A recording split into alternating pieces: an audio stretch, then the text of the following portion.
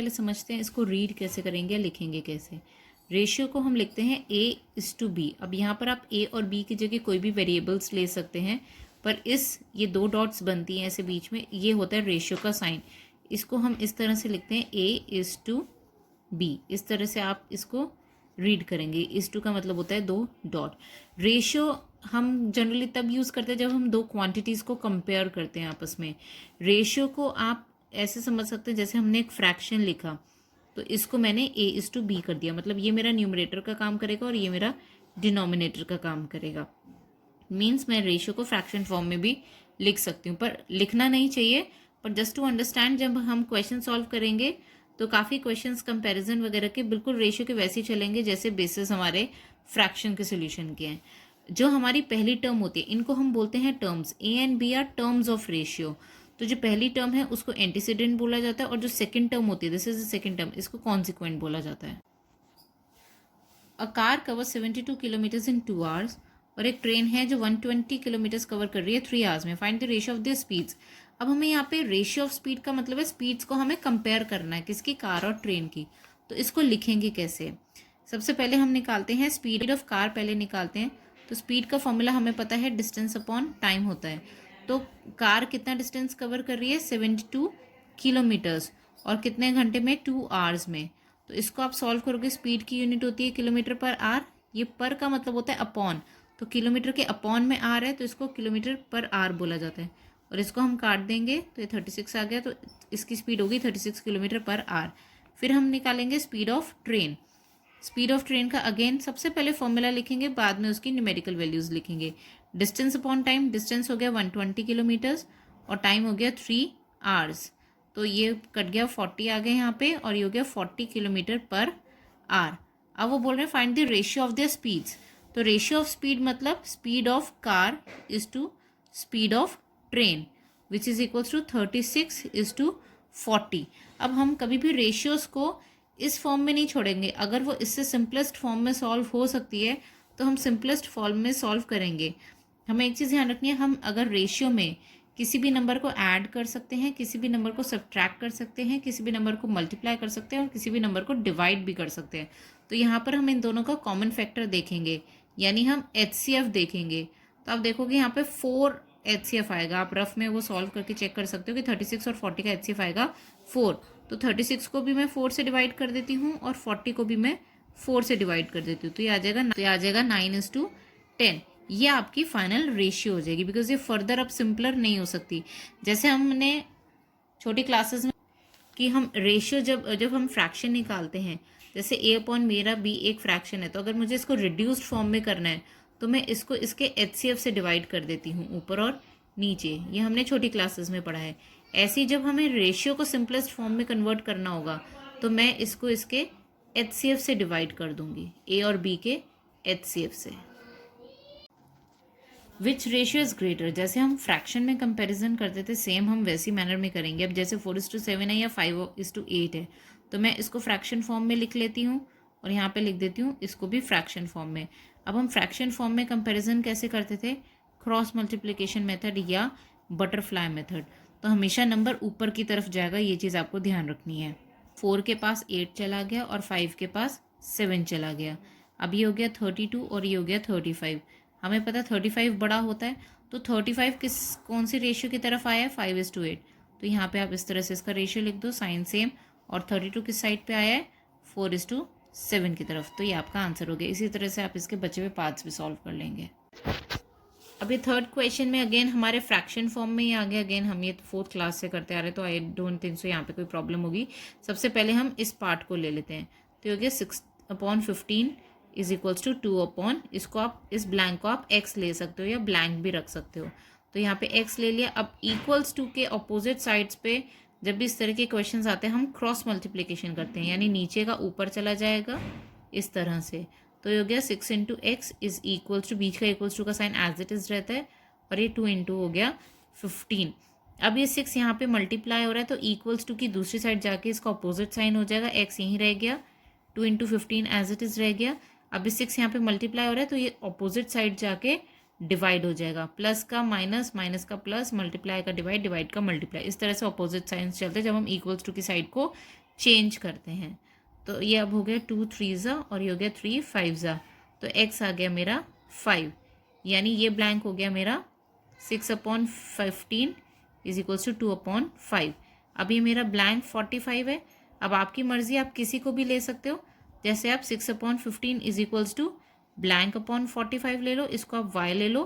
तो इसी तरह से आप ये क्वेश्चन सॉल्व कर लोगे। आप चाहो तो इन दोनों को यूज़ कर सकते हो या इन दोनों को यूज़ कर सकते हो या इन दोनों को भी यूज़ कर सकते हो, बिकॉज अब आपके पास इसकी भी वैल्यू आ चुकी है। तो इस तरह से हमने को y ले लेते हैं हम, तो सेम होगा, ये ऊपर चला जाएगा और ये यहाँ ऊपर चला जाएगा। तो ये जाएगा 6 × 45 इज इक्वल्स टू y × 15। अभी 15 यहाँ मल्टीप्लाई हो रहा है तो इधर जाके क्या हो जाएगा, डिवाइड। तो ये हो जाएगा 6 × 45 अपॉन में 15 आ गया इक्वल्स टू y यहाँ पे रह गया। अभी 15 3 तो यहाँ से मेरा y आ गया 6 3 18, यानी ये वाली वैल्यू मेरी 18 हो गई। तो इस तरह से आप क्वेश्चन सॉल्व कर लोगे वाला। 4 इक्विवेलेंट रेशियो, सेम जैसे हम फ्रैक्शंस करते थे बिल्कुल हमें वैसे ही करना है इक्विवेलेंट रेशियोज़ को। 4 इक्विवेलेंट रेशियोज़ बेसिकली हमें टेबल चला देना है।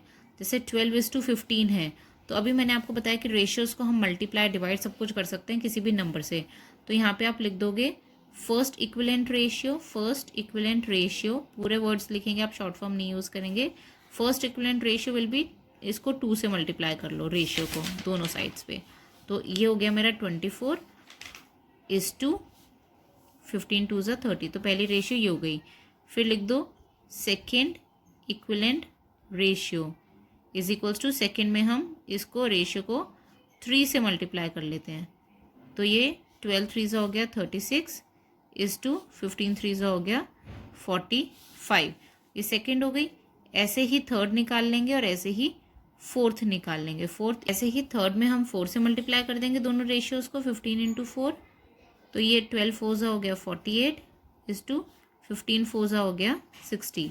ऐसे ही फोर्थ इक्विवेलेंट रेशियो में 5 से मल्टीप्लाई कर देंगे तो 12 5 60 इज टू 15 5 75। तो ये चारों हो गई आपकी इक्विवेलेंट रेशियोज इन दोनों की। 16 स्टूडेंट्स आउट ऑफ 48 पास, मतलब टोटल 48 स्टूडेंट्स थे, उसमें से 16 स्टूडेंट्स पास हुए हैं। अब आपको रेशियो निकालनी है pass students to total number of students. तो यहाँ पर सबसे पहले इन्फॉर्मेशन लिखेंगे, पास स्टूडेंट्स कितने हैं। पास स्टूडेंट्स हैं हमारे 16। टोटल स्टूडेंट्स कितने हैं, टोटल स्टूडेंट्स है आपके 48। Don't write the short form of students, आपको फुल वर्ड लिखना है। तो फेल्ड स्टूडेंट्स कितने हो गए वो भी निकाल लेते हैं। फेल्ड स्टूडेंट्स हो गए आपके, ये हम एक जनरल इन्फॉर्मेशन है जो हम सॉल्व करेंगे। 48 - 16 जितने टोटल थे उसमें से जितने पास हो गए तो बचे हुए आपके फेल हो गए। अब आपको रेशियो निकालनी है passed to total number of students. तो इसको आप ऐसे लिख सकते हो, required ratio is equals to passed is to total. इसको इस तरह से लिखे, पास कितने आपके 16 और टोटल कितने आपके 48। अभी सिंपलेस्ट फॉर्म में नहीं है, ये चीज़ आपको ध्यान रखनी है कि रेशियो का आंसर हमेशा सिंपलर फॉर्म में होना चाहिए, रिड्यूस्ड फॉर्म में होना चाहिए। तो हमें दिख रहा है कि 16 के टेबल में आपका 48 आता है 16 3 तो इसमें मैं दोनों का HCF निकालूंगी। 16 और 48 का HCF आएगा 16, तो मैं HCF से डिवाइड करूंगी जैसे हमने पिछले क्वेश्चन में देखा था। तो 16 से हमने दोनों रेशियोज को डिवाइड कर दिया, तो 16 divided by 16 is 1 and 48 divided by 16 is 3। तो 1:3 इसकी रेशियो हो गई पास टू टोटल। अब रेशियो पूछिए आपकी फेल्ड टू टोटल। तो फेल्ड टू टोटल हमें पता है, हमने अभी ऊपर कैलकुलेट कर लिया है। तो failed students is to total students. तो हमारी रेशियो हो गई, यहाँ पे आप लिख सकते हो required ratio is equals to, failed मेरे कितने थे 32 और टोटल कितने हैं 48। तो आप इसका HCF निकालोगे, अगेन आपका 16 ही आएगा। तो मैं दोनों साइड्स को 16 से डिवाइड कर दूंगी। 48 इज डिवाइडेड बाय 16, तो 32 divided by 16 is 2 and 48 divided by 16 is 3। तो इसकी रेशियो हो गई आपकी 2:3। आपको रेशियो गिवन है, A:B की रेशियो गिवन है, B:C की रेशियो गिवन है, आपको A:C की रेशियो पूछी है आपसे। तो ऐसे क्वेश्चंस में क्या करते हैं हम, हमें दिख रहा है कि हमारे आंसर में इनको B रिक्वायर्ड नहीं है, तो हमें B को एलिमिनेट करना है। बेसिकली A:B आपको 2:3 गिवन है। इसका मतलब है कि हमारा a upon B is equals to 2/3 है। मैंने बोला था हम रेशियो को फ्रैक्शन फॉर्म में लिख सकते हैं। फिर आपको गिवन है b/c जो है मेरा 5:6। इसका मतलब है मैं इसको b/c को मैं 5/6 लिख सकती हूँ। अब यहाँ पे देखो ध्यान से, यहाँ पे b हमारा डिनोमिनेटर है और b हमारा न्यूमरेटर है। अगर मैं इन दोनों साइड्स को मल्टीप्लाई कर दूँ तो b ऊपर और b नीचे कट जाएंगे आपस में। इसको ले लो स्टेटमेंट फर्स्ट, इसको ले लो स्टेटमेंट 2। तो लिखेंगे कैसे, मल्टीप्लाइंग वो फर्स्ट एंड सेकेंड, इसको इस तरह से लिखते हैं। तो फर्स्ट क्या है आपका a/b। अच्छा, हम सेम साइड्स को हमेशा आपस में सॉल्व करेंगे। जैसे ये लेफ्ट साइड है इसकी, इस इक्वेशन की ये लेफ्ट साइड है और इस इक्वेशन की ये वाली लेफ्ट साइड है, तो ये दोनों आपस में मल्टीप्लाई होंगी, यानी इक्वल्स टू की लेफ्ट हैंड साइड्स आपस में मल्टीप्लाई होती है, राइट हैंड साइड्स आपस में मल्टीप्लाई होती हैं। तो a/b मल्टीप्लाई हो गया b/c से। देखो a/b इसकी लेफ्ट हैंड साइड है और b/c इसकी लेफ्ट हैंड साइड है, तो मैं यहाँ पे मल्टीप्लाई कर रही हूँ तो ये आपस में मल्टीप्लाई हो गए और इसकी राइट हैंड साइड आपस में मल्टीप्लाई हो जाएगी। इसकी 2/3 राइट साइड होगी और इसकी 5/6 राइट साइड होगी। अब यहाँ पे b और b कैंसिल हो गए, बिकॉज वेरिएबल ऊपर नीचे सेम हो तो कट सकते हैं। अब इसमें कुछ कट रहा है तो काट लेंगे, 2 1 और 2 3 और कुछ नहीं कट रहा तो 1 5 5 और 3 3 9। अब ये क्या बच गया, a/c इज इक्वल्स टू 5/9। अब मैं इसको रेशियो फॉर्म में लिख दूंगी, that is a/c is equals to 5:9। मेरे से इसी का रेशियो पूछा था मुझसे, so this is my answer. अब आपको एक रिलेशन गिवन है 3a is equals to 4b is equals to 5c। ये एक ही टाइप का क्वेश्चन आपको आएगा। तो इसमें हम क्या करेंगे, जो भी हमें रिलेशन गिवन है इन सबको हम आपस में इक्वल के ले लेंगे। तीनों आपस में इक्वल हैं तो वो तीनों आपस में के हो गए। अब तीनों आपस में के हैं, इसका मतलब 3a मेरा के है, 4b भी मेरा के है और 5c भी मेरा के है। इसका ये मतलब हुआ भाई सारे आपस में इक्वल हैं। तो a हो गया मेरा k/3, बिकॉज 3 यहाँ पे जाके डिवाइड हो गया। 3a का मतलब होता है 3 इज मल्टीप्लाइड बाय a। ऐसे ही b हो गया मेरा k/4, ये 4 यहाँ पे मल्टीप्लाई हो रहा था, इक्वल्स टू की दूसरी साइड जाके हो गया डिवाइड। और ऐसे ही 5 यहाँ पे मल्टीप्लाई हो रहा है तो दूसरी साइड जाके हो जाएगा डिवाइड। तो यहाँ पे मेरा a और b और c की इंडिविजुअल वैल्यूज आ गई। अब मेरे को फाइंड क्या करना है, a/b/c। तो इसको ऐसे ही लिखते हैं, a को मैंने क्या ले लिया, a की जगह मैं लिख दूंगी k/3 इज टू, b की जगह मैं लिख दूंगी k/4 इज टू, c की जगह मैं लिख दूंगी k/5। अब मुझे पता है रेशियो में मैं कुछ भी मल्टीप्लाई और कुछ भी डिवाइड कर सकती हूँ। अब मेरा सबसे पहला पर्पस है डिनोमिनेटर्स को हटाना यहाँ से। तो डिनोमिनेटर्स को मैं कैसे हटाऊंगी, अगर मैं इन तीनों के एलसीएम से मल्टीप्लिकेशन कर दूँ तो अल्टीमेटली कट जाएंगे और ये नीचे डिनोमिनेटर 1 हो जाएगा। तो एलसीएम ऑफ 3 4 5 इज 60 आएगा इसका एलसीएम। ओके, तो अब मल्टीप्लाइंग रेशियो बाय 60 से अगर मैं मल्टीप्लाई कर दूंगी तो ये हो जाएगा मेरा k/3 multiply by 60 is to k/4 multiply by 60 is to k/5 multiply by 60। अब देखो ये सब कट जाएंगे डिनोमिनेटर्स अल्टीमेटली, ये 20 हो गया, ये 15 हो गया और ये 12 हो गया। अब मेरे पास आ गया k20 is to k15 is to k12। Generally हम नंबर पहले लिखते हैं और वेरिएबल बाद में लिखते हैं, तो आप इसको लिखेंगे 20k is to 15k is to 12k। अब यहाँ पे k एक्स्ट्रा आ रहा है, अगर मैं k को डिवाइड कर दूँ तो ये कट नहीं जाएगा। अगर मैं k को यहाँ से हटा दूँ तो मेरी रिक्वायर्ड रेशियो आ जाएगी। अब लिख दो dividing by k, dividing ratio by k।